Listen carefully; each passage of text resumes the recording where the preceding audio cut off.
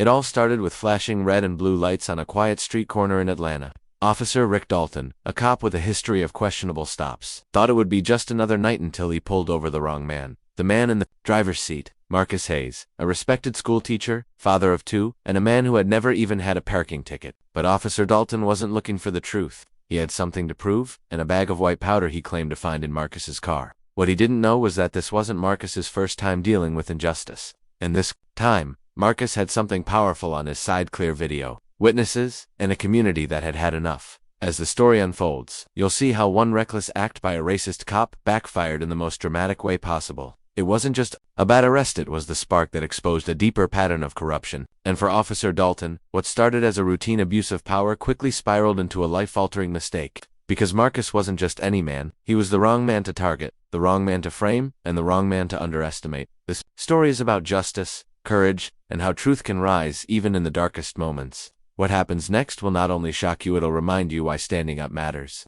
Even when the odds feel impossible. Marcus had just finished a long day at Jefferson High, where he taught history and coached the debate team. He was on his way home to his family, thinking about what movie his kids would want to watch that night. That's when the patrol car pulled behind him, sirens blaring. He wasn't speeding, no broken lights, nothing out of the ordinary. But something about the way the cop stared at him as he approached the window didn't sit right. Officer Dalton had a reputation. Locals whispered about how he targeted young black men in low-traffic neighborhoods. Some had been arrested for things that later seemed to disappear from the record. Others never spoke about what happened after they were pulled over. But Marcus wasn't a kid on the corner. He was a respected member of the community, well-known. More importantly, he knew his rights. When Dalton asked him to step out of the car, Marcus calmly asked why. No answer, just a cold stare. Moments later, Dalton said he smelled something. Then came the search. And just like that, he pulled a small plastic bag from beneath the back seat, holding it up like he had found a weapon. Marcus stood frozen, heart pounding.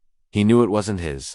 He also knew what it looked like. What he didn't know, what Dalton didn't know, is that a woman across the street had been filming the entire thing from her porch, quietly, steadily, and that video would change everything. As Marcus was handcuffed and placed in the back of the squad car, his mind raced. He kept thinking about his wife Denise, and how confused she'd be when he didn't make it home. He thought about his students, how he always told them to stay calm, follow the law, and trust the system. Now, that same system was turning on him for no reason. He tried to speak, to protest, but Officer Dalton just slammed the door and told him to save it for court.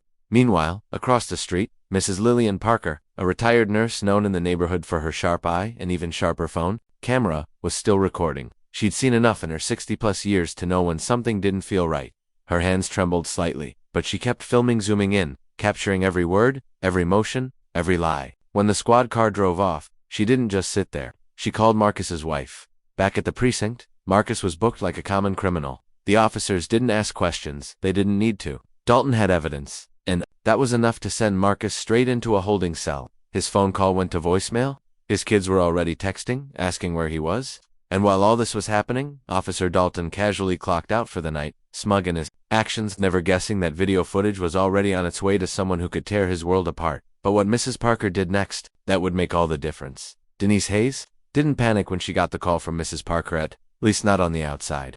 She listened carefully, wrote down every detail, and thanked the older woman for being brave enough to speak up. But inside, her heart was breaking. She knew Marcus, knew he'd never touched drugs, let alone carry them. And now he was sitting in a jail cell, accused of something that could destroy their family. Denise didn't wait. She called a local civil rights lawyer they had met at a school board meeting months ago, Jamal Ricks, a sharp, no-nonsense attorney who had taken on police misconduct cases before. Jamal met her within the hour, and when Mrs. Parker arrived, with her phone, all three of them watched the footage together in silence. There it was, clear as day. Officer Dalton reaching into his own jacket pocket just before finding the bag in Marcus's car. The angle was perfect. The audio even clearer. Jamal leaned forward, jaw tight. He knew what this meant. While they worked through the night gathering statements, timestamps, and calling press contacts, Marcus sat in a cold holding cell, replaying everything in his head. His silence was his shield, but every second that passed made it harder to breathe. Rumors were already swirling in the community.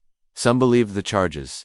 Others didn't believe a word of it. But all of them were talking, and by sunrise, this quiet street corner incident was about to explode on every local news screen. Just as Denise and Jamal prepared to bring the video to the media and file an official complaint, an unexpected knock came at her door. Two plainclothes officers stood outside, asking if they could discuss Marcus's case. At first, Denise thought maybe they were there to help, but the tone shifted quickly. One of them subtly suggested she stay quiet, warning that going public could complicate things for her husband. Jamal stepped in immediately, asking if they were there in any official capacity. They left without answering, but the message was clear they knew. Meanwhile, down at the station, Marcus was pulled from holding for what was supposed to be a routine questioning. But instead of the usual detective, a higher-ranking officer, Reynolds sat across from him. Calm, smooth-talking, but something in his voice felt off. He didn't ask Marcus anything about the drugs. Instead, he asked if Marcus had been involved in any activist groups or had a grudge against the department. Marcus stared back, stunned. The conversation wasn't about justice, it was about discrediting him. Back at home, Jamal's phone rang. It was someone from inside the department, anonymous, but the message shook them all. That officer's done this before. Your client isn't the first, but if you go forward with that footage, be ready. They're going to come hard. That was the moment Denise realized this wasn't just about Marcus anymore. It was about something much bigger, and if they were going to fight this, they had to be ready for war. 3 days later, the footage was all over the news. Jamal had leaked it to multiple outlets at once, local stations, national blogs, even advocacy groups. Within hours, the video went viral. The clip of Officer Dalton planting the evidence sent shockwaves through the city. Protests broke out, peaceful but powerful. Marcus's name was trending, not as a suspect, but as a victim of a corrupt system. The department tried to contain it, placing Dalton on administrative leave, but the public wasn't having it. The mayor was forced to hold a press conference. Pressure mounted from every side. Inside the courthouse, Jamal filed a motion not only to have the charges against Marcus dropped, but also to begin a formal investigation into Officer Dalton and his past arrests. What they uncovered next stunned even the toughest skeptics. Dalton had quietly dismissed complaints going back years. Similar stories. Young black men, unexplained discoveries, files that had been buried until now. Marcus was released with an apology that didn't feel like enough. But it was a start. He walked out of the courthouse into a crowd that cheered his name. Denise clutched his hand like she'd never let go again. Mrs. Parker stood beside them, proud and steady. But just when they thought it was over, a message came through to Jamal's phone from the anonymous source. Dalton was following orders. Look higher. The story wasn't just about one bad cop. It was about a system, and Marcus had just cracked the first layer of something much deeper. In the weeks that followed, more victims began to come forward. Young men with nearly identical stories, some too afraid to speak until now.